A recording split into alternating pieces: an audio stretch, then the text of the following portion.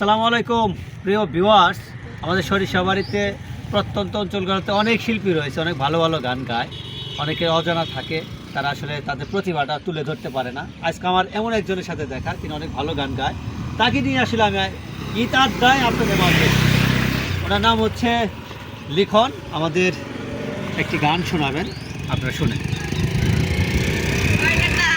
তোমারে পাইলাম না আমি, তাতে দুঃখ না।